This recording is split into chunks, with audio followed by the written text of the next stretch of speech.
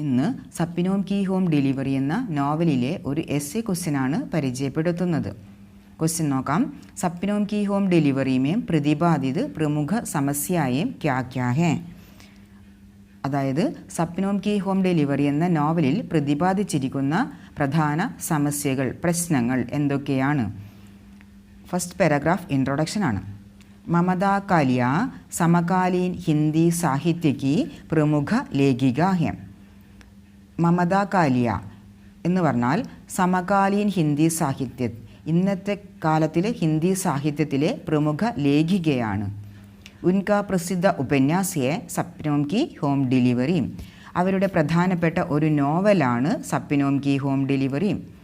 उन्होंने विदेश की एक लोकप्रिय पाककला विशेषज्ञ नाइजेला लॉसन और उसके पति साची के झगड़े को आधार बनाकर सपनों की होम डिलीवरी नामक उपन्यास रचा है. അവർ വിദേശത്തിലുള്ള ഒരു പ്രസിദ്ധയായ പാകകലാ വിശേഷജ്ഞ, പാചകകലയിൽ സ്പെഷ്യലിസ്റ്റ് ആയ നൈജൈല ലോസൺ, അതുപോലെ തന്നെ അവരുടെ പതിയായ സാച്ചി, അവർ രണ്ടുപേരുടെയും ഇടയിൽ നടക്കുന്ന ഝഗഡയെക്കുറിച്ച്, ഝഗഡ എന്ന് പറഞ്ഞാൽ കലഹം, അവരുടെ കലഹത്തെ ബേസ് ചെയ്തുകൊണ്ടാണ് സപ്നോം കി ഹോം ഡെലിവറി എന്ന നോവൽ രചിച്ചിരിക്കുന്നത്. वर्तमान समाज के लोगों की ज़िंदगी अनेक प्रकार की कड़ी समस्याओं से भरी होती है. ഇന്നത്തെ കാലത്തിലെ ജനങ്ങളുടെ ജീവിതം എന്ന് വെച്ചാൽ പലതരത്തിലുള്ള കഠിനമായ പ്രശ്നങ്ങൾ നിറഞ്ഞിരിക്കുന്നതാണ്. ഐസേ പരിവാരോം കാ യഥാർത്ഥ ചിത്രം മമതാ കാലിയ ഹമാരെ സാമനെ പ്രസ്തുത കർത്തി ഹെ. ഇതേപോലെയുള്ള ഒരു കുടുംബത്തിൻ്റെ യഥാർത്ഥ ചിത്രണമാണ് നമുക്ക് മമതാ കാലിയ ഈ നോവലിൽ പ്രസൻറ്റ് ചെയ്തിരിക്കുന്നത്. ഇസ് ഉപന്യാസ് കി പഹലി സമസ്യ ഹെ പാരിവാരിക് കലഹ്. ഈ നോവലിൽ കാണുന്ന ഒന്നാമത്തെ പ്രോബ്ലമാണ് പാരിവാരിക് കലഹ്, കുടുംബ കലഹം. അതാണ് ഒന്നാമത്തെ പ്രശ്നം. ഉപന്യാസ് കി നായിക രുചി ശർമ്മ 40 സാൽ കി സ്ത്രീ ഹെ. ഈ നോവലിലെ പ്രധാന കഥാപാത്രമായ, അതായത് നായികയാണ് രുചി ശർമ്മ. അവർ 40 വയസ്സ് പ്രായമുള്ള ഒരു സ്ത്രീയാണ്. ഉസ്കാ പതി ഹെ പ്രഭാകർ, അവരുടെ പതിയാണ് പ്രഭാകർ. रुचि की सहमति के बिना दादा दादी की प्रेरणा से उसका विवाह संपन्न हुआ. രുചിയുടെ സമ്മതം കൂടാതെ ദാദ ഔർ ദാദി, അച്ഛനും അച്ഛൻ്റെ അമ്മയും അവർ രണ്ടുപേരുടെയും പ്രേരണയാലാണ് അവരുടെ വിവാഹം നടന്നത്. തബ് വ് MA കർ രഹി തി, അപ്പോൾ അവൾ MA പഠിച്ചുകൊണ്ടിരിക്കുകയായിരുന്നു. അനേക് പ്രകാർ കി ബാധാവും കാ സാമന കർത്തേ ഹുവേ ഉസ്നെ ആനെ അപ്നി ശിക്ഷ പൂരി കി. അനേക തരത്തിലുള്ള പലതരത്തിലുള്ള തടസ്സങ്ങളെ അഭിമുഖീകരിച്ചുകൊണ്ടാണ് അവൾ തൻ്റെ പഠനം പൂർത്തിയാക്കിയത്. ലേക്കിൻ ഉസ്കാ പതി ബദ് ദിമാഗ് ഔർ ബദ് ചലൻ താ. എങ്കിലും അവരുടെ പതി ബദ് ദിമാഗ് എന്ന് പറഞ്ഞാൽ ബുദ്ധി ഇല്ലാത്തതും, അതുപോലെ തന്നെ ബദ് ചലൻ എന്ന് പറഞ്ഞാൽ നടപ്പ്, ദുർനടപ്പ് ഉള്ളതുമായ ഒരു വ്യക്തിയായിരുന്നു അവരുടെ പതിയായ പ്രഭാകർ ശർമ്മ. बौद्धिक रूप से अनमेल स्त्री पुरुष का संबंध कभी भी जारी नहीं होगा. ബുദ്ധിപരമായിട്ടും യോജിക്കാത്ത സ്ത്രീ പുരുഷ ബന്ധം ഒരിക്കലും കണ്ടിന്യൂ ചെയ്യാൻ പോകുന്നതല്ല. യഹാം ശിക്ഷിത് ഔർ ഹോഷിയാർ സ്ത്രീ കാ ബദ്ദിമാഗ് പ്രഭാകർ ശർമ്മ കാ മേൽ അനുചിത് ഹെ. ഈ നോവലിൽ നമ്മൾ കാണുന്നതായ എഡ്യൂക്കേറ്റഡ് ആയിട്ടുള്ളതും സമർത്ഥയുമായ സ്ത്രീയാണ് രുചി ശർമ്മ. അവരുടെ വിവാഹം ബദ് ദിമാഗ് പ്രഭാകർ കാ, ബദ് ദിമാഗ് ബുദ്ധിയില്ലാത്ത പ്രഭാകറിൻ്റെ കൂടെയാണ് നടത്തിയത്. അതുതന്നെ ചേരാത്തതാണ്. യ പാരിവാരിക് കലഹ് കാ ഏക് കാരൺ ഹെ. അതുകൊണ്ട് തന്നെ ഇത് കുടുംബ കലഹത്തിനുള്ള ഒരു കാരണമായിട്ട് മാറുന്നു. രുചി കാ പതി നശീലെ പദാർത്ഥോം കാ ഉപയോഗ കർത്താ താ. രുചിയുടെ പതിയായ പ്രഭാകർ നശീലെ പദാർത്ഥ, ലഹരി പദാർത്ഥങ്ങൾ ഉപയോഗിച്ചിരുന്ന ഒരാളായിരുന്നു. ഉൻക ഏകമാത്ര പുത്ര ഹെ ഗഗൻ, അവരുടെ ഒരേയൊരു പുത്രനാണ് ഗഗൻ. വ് ബച്ചപ്പൻ സെ ഉദ്ദണ്ഡത, അവൻ കുട്ടിക്കാലം മുതൽ തന്നെ അഹങ്കാരിയായിരുന്നു. വ് കിസി കാ കഹിന നഹി മാൻത, അവൻ ആര് പറയുന്നതും അംഗീകരിക്കാത്തവനാണ്. ഉൾട്ടെ ജവാബ് ദേന, ദോസ്തോം സെ മാർപീട്ട് കർണ, झूठ बोलना आदि 5 साल से उसने शुरू कर दिए थे. അവൻ വിപരീതമായ ഉത്തരം പറയുക, അതായത് എതിരായിട്ട് പറയുക, ദോസ്തോം സെ മാർപീട്ട് കർണ, ഫ്രണ്ട്സുമായിട്ട് അടിപിടി കൂടുക, കള്ളത്തരം പറയുക, ഝൂട്ട് ബോൽന എന്ന് പറഞ്ഞാൽ കള്ളത്തരം പറയുക മുതലായവ 5 വയസ്സ് മുതലേ അവൻ തുടങ്ങിയിരിക്കുന്നു. ഏക കക്ഷാമേം 2 സാൽ പഠിക്കർ കിസി തര വ പാസ് ഹോത്താ ഹെ. ഓരോരു കക്ഷ എന്ന് പറഞ്ഞാൽ ക്ലാസ്, ഓരോ ക്ലാസ്സിലും 2 വർഷം പഠിച്ചിട്ട് അവൻ എങ്ങനെയെങ്കിലും പാസ്സാകുകയായിരുന്നു. रुचि उसे काबू में रखने की कोशिश करती तो प्रभाकर उसे डांट देता. രുചി അവനെ സ്വയം നിയന്ത്രണത്തിൽ, തൻ്റെ നിയന്ത്രണത്തിൽ, കാബു എന്ന് പറഞ്ഞാൽ നിയന്ത്രണം, കൺട്രോൾ, തൻ്റെ കൺട്രോളിലാക്കാൻ ശ്രമിക്കുന്നു. അപ്പോൾ പ്രഭാകർ അവളെ വഴക്ക് പറയുകയാണ് ചെയ്യാറുള്ളത്. ഡാണ്ടിന എന്ന് പറഞ്ഞാൽ വഴക്ക് പറയുക. ധീരെ ധീരെ ഗഗൻ പാപ്പാസ് ബോയ് ബൻ ഗയ. അവൻ സാവധാനം പപ്പയുടെ ബോയ് ആയിട്ട് മാറുന്നു. മാം കി ഹർ സീഖ് ഉസേ ബുരി ലഗത്തി ഹെ. അമ്മയുടെ ഓരോ പഠിപ്പിക്കലും അവന് മോശമായിട്ടാണ് തോന്നാറുള്ളത്. ഇസി ഹാലത്ത് മേം തങ്ക് ആകർ രുചിനെ ഏക് ദിൻ അപ്ന ഘർ ചോട് ദിയ और अपनी മാം ബാപ്പ് കെ യഹാം ആയി. ഇങ്ങനെ ഒരു ദിവസം ഭയങ്കര ബുദ്ധിമുട്ട് കാരണം രുചി ശർമ്മ ഒരു ദിവസം തൻ്റെ വീട് ഉപേക്ഷിക്കുന്നു. അതുകൊണ്ട് അതിനുശേഷം തൻ്റെ അമ്മയുടെയും അച്ഛൻ്റെയും വീട്ടിലേക്ക് വരുന്നു. രുചി की മാം ബാപ്പ് के कहने पर भी वो ഗഗൻ को नहीं ले आई. രുചിയുടെ മാം ബാപ്പ് പറഞ്ഞിട്ട് പോലും അവൾ ഗഗനെ തൻ്റെ വീട്ടിലേക്ക് കൂട്ടിക്കൊണ്ടുവരാൻ തയ്യാറായില്ല. उसका कहना है कि प्रभाकर का दिया हुआ कुछ भी मुझे मंजूर नहीं, बच्चा भी नहीं. അവൾ പറയുകയാണ്, പ്രഭാകർ ശർമ്മ കൊടുത്ത ഒരു വസ്തുവും അവൾക്ക് സ്വീകാര്യമല്ല, കുട്ടിയെപ്പോലും സ്വീകാര്യമല്ല എന്ന് അവൾ അവളുടെ അച്ഛനോടും അമ്മയോടും പറയാറുണ്ട്. യഹാം അപ്നെ ബച്ചെ കോ ചോടിനെ വാലി പത്ഥർ ഹൃദയ വാലി രുചി കോ ഹം ദേഖ് സക്തേ ഹെ. നമ്മൾക്കിവിടെ കാണാൻ പറ്റുന്നത് തൻ്റെ മകനെയും ഉപേക്ഷിച്ചു വരുന്ന പത്ഥർ ഹൃദയ വാലി, കല്ലുപോലെ ഹൃദയമുള്ള, ഉറച്ച ഹൃദയമുള്ള ഒരു രുചിയെയാണ് കാണാൻ സാധിക്കുക. उसके मन में बेटे के प्रति स्नेह, ആത്മീയത, മമത ആദി നഹിം ഹെ. അവളുടെ മനസ്സിൽ തൻ്റെ മകനോട് സ്നേഹം, ആത്മീയത, മമത ഇങ്ങനെയുള്ള ഒരു ഭാവവും അവളിൽ കാണാൻ പറ്റിയിരുന്നില്ല. പാരിവാരിക് കലഹ് ഹി സ്ത്രീകോ ഐസ ബനാ ദിയാ ഹെ. കുടുംബ കലഹമാണ് അവളെ ഈ സ്ഥിതിയിലേക്ക് എത്തിച്ചത്. ഇസ് ഉപന്യാസ് കാ നായക് ഹെ സർവേശ് നാരംഗ്. ഈ ഉപന്യാസത്തിലെ മറ്റൊരു കഥാപാത്രമാണ്, നായക സ്ഥാനത്ത് നിൽക്കുന്ന ഒരാളാണ് സർവേശ് നാരംഗ്. वो 50 साल का है. उसकी पहली पत्नी मंजीत अमृतसर में टेलीफोन एक्सचेंज में काम करती है. ഉപന്യാസത്തിലെ നായകനായ സർവേശ്വരൻ 50 വയസ്സ് പ്രായമുള്ളയാളാണ്. ഉസ്കി പഹലി പത്നി ഹെ മഞ്ജീത്ത്. അവൻ്റെ ആദ്യത്തെ ഭാര്യയാണ് മഞ്ജീത്ത്. അവൾ അമൃത്സറിൽ ഒരു ടെലിഫോൺ എക്സ്ചേഞ്ചിൽ വർക്ക് ചെയ്യുകയാണ്. ഉൻകെ 17 സാൽ കാ ബേട്ടാ ഹെ അംശ്. അവരുടെ 17 വയസ്സ് പ്രായമുള്ള മകനാണ് അംശ്. വ് അപ്നി മാം കെ സംഗ് രഹ്താ ഹെ. അവൻ അവൻ്റെ അമ്മയുടെ കൂടെയാണ് താമസിക്കുന്നത്. പാരിവാരിക് കലഹ് കെ കാരൻ സർവേശ് ഉനെ ചോടുത്താ ഹെ. കുടുംബ കലഹം കാരണം സർവേശ് അവരെ ഉപേക്ഷിക്കുന്നു. സർവേശ് की मां अपना लंबा चौड़ा घर छोड़कर पुत्र के साथ 2 कमरों के फ्लैट में रहती है. സർവേശിൻ്റെ അമ്മ തൻ്റെ വലിയ വീട് ഉപേക്ഷിച്ചിട്ട് പുത്രൻ്റെ കൂടെ 2 മുറികളുള്ള ഈ ഫ്ലാറ്റിലാണ് താമസിക്കുന്നത്. രുചി और സർവേശ് दोनों के परिवार അസ്തവ്യസ്ത ഹെ. ഇങ്ങനെ നോക്കുകയാണെങ്കിൽ രുചി ശർമ്മയുടെ പരിവാറും തകർന്ന ഒരു കുടുംബമാണ്. അതുപോലെ തന്നെ സർവേശിൻ്റെ കുടുംബത്തെ നോക്കിക്കഴിഞ്ഞാലും രണ്ടും തകർന്ന കുടുംബങ്ങളാണെന്ന് നമുക്ക് കാണാം. അതുകൊണ്ട് ഒരു കുടുംബ കലഹം എന്നുള്ളത് ഈ സ്റ്റോറിയിൽ കാണുന്ന പ്രധാന വിഷയമാണ്, അതായത് പ്രധാന ഒരു പ്രോബ്ലമാണ്. അടുത്ത പ്രോബ്ലം എന്താണെന്ന് നോക്കാം. इस उपन्यास की दूसरी समस्या है फ्लैट में अकेले रहना. ഈ നോവലിലെ രണ്ടാമതൊരു പ്രശ്നമാണ് ഫ്ലാറ്റ് മേ അക്കേലെ രഹിന, ഫ്ലാറ്റിൽ ഒറ്റക്ക് കഴിയുക എന്നത്. രുചി अपने परिवार को छोड़ने के बाद माता पिता के घर खाना बनाते खिलाते वो पाककला में निपुण हो गई. രുചി ശർമ്മ തൻ്റെ കുടുംബത്തെ ഉപേക്ഷിച്ചിട്ട് മാതാപിതാക്കളുടെ വീട്ടിൽ വരികയും അവർക്ക് ഭക്ഷണം ഉണ്ടാക്കി കൊടുക്കുകയും ചെയ്തതുകൊണ്ട് പാചകകലയിൽ അവൾ സമർത്ഥയായി മാറി. വിദേശി ചാനലോं पर कुकरी शो देखकर अपने प्रस्तुतीकरण का कौशल भी प्राप्त किया. വിദേശി ചാനലിൽ അവൾ കുക്കറി ഷോ കണ്ടിട്ട് പ്രസ്തുതീകരൺ, പ്രസൻറ്റേഷൻ, അവതരണത്തിലും അവൾ വൈദഗ്ധ്യം നേടി. टीवी चैनलों पर कार्यक्रम प्रस्तुत करके उसने अपने पैरों पर खड़ा रहना सीख लिया.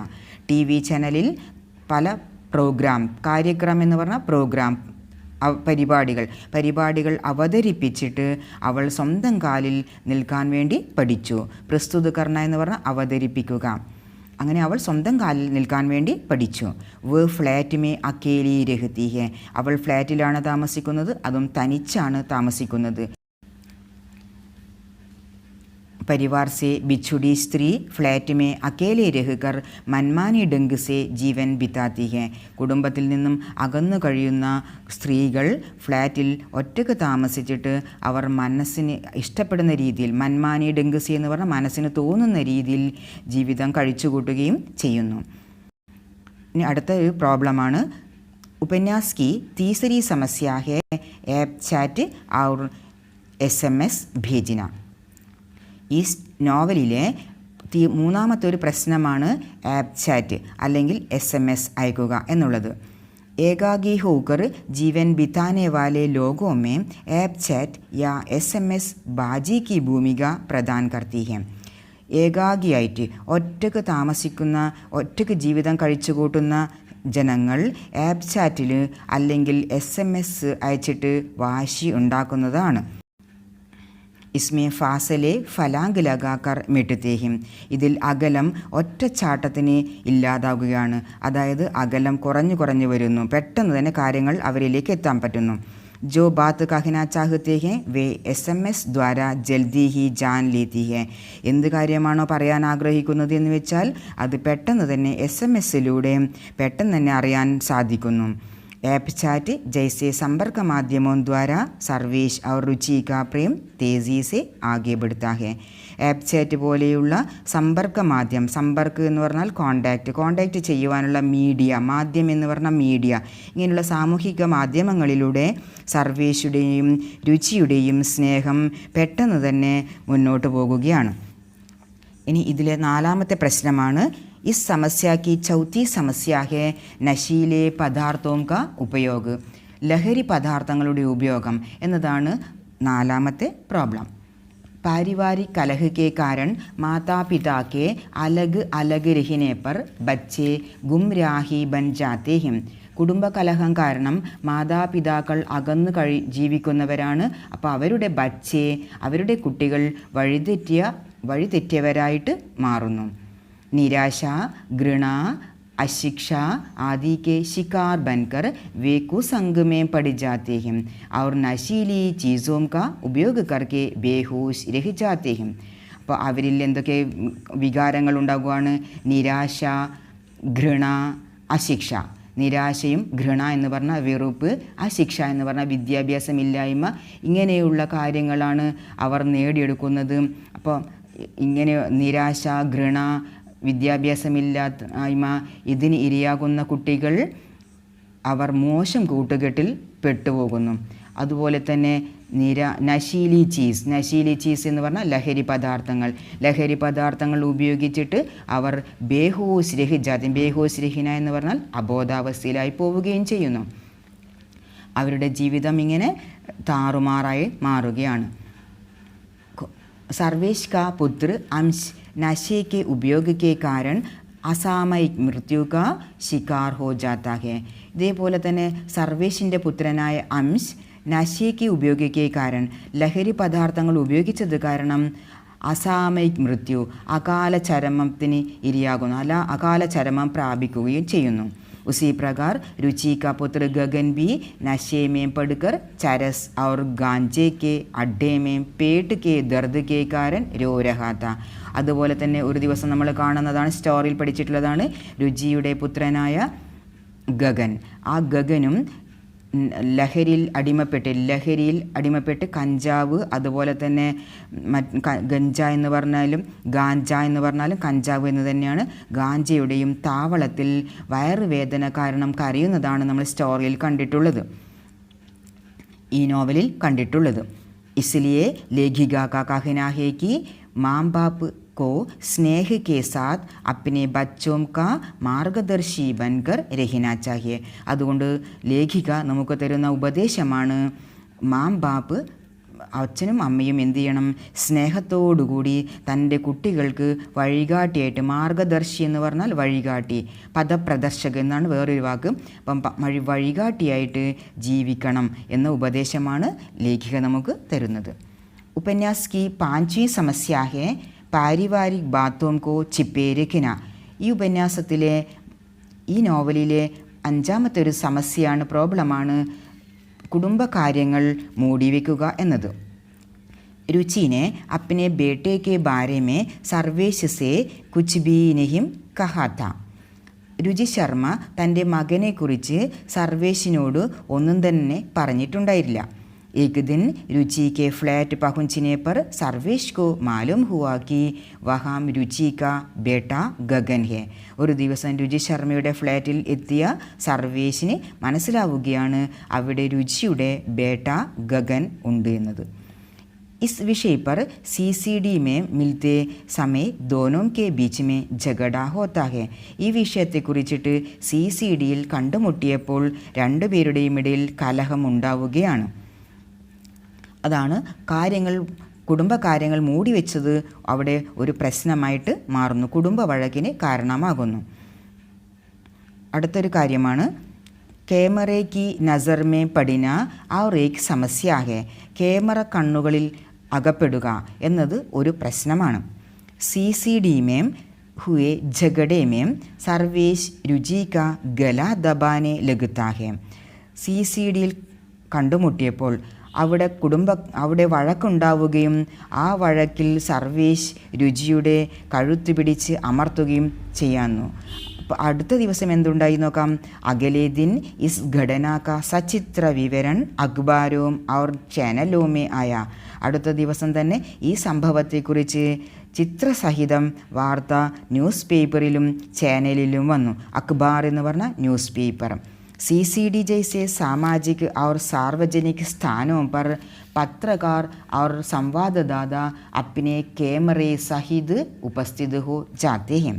CCD പോലെയുള്ള സോഷ്യലായിട്ടുള്ള, സാമാജിക് എന്ന് പറഞ്ഞാൽ സോഷ്യൽ, അതുപോലെ തന്നെ സാർവജനിക് സ്ഥാൻ, സാർവജനിക് എന്ന് പറഞ്ഞാൽ പബ്ലിക് പ്ലേസ്, സോഷ്യൽ പ്ലേസ്, അതേപോലെ പബ്ലിക് പ്ലേസിൽ പത്രക്കാരും പത്രപ്രവർത്തകരും അതുപോലെ തന്നെ സംവാദദാത എന്ന് പറഞ്ഞ റിപ്പോർട്ടേഴ്സിനും തൻ്റെ ക്യാമറ സഹിതം ഹാജരാവാറുണ്ട്.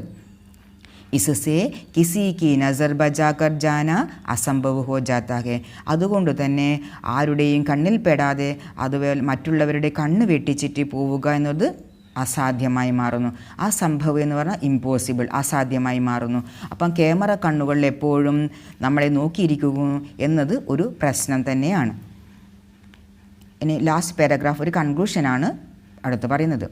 अधुनातन युग में लोगों को कई प्रकार की समस्याओं का सामना करना पड़ता है. अधुनातन युग എന്ന് പറഞ്ഞാൽ മോസ്റ്റ് മോഡേൺ യുഗ്.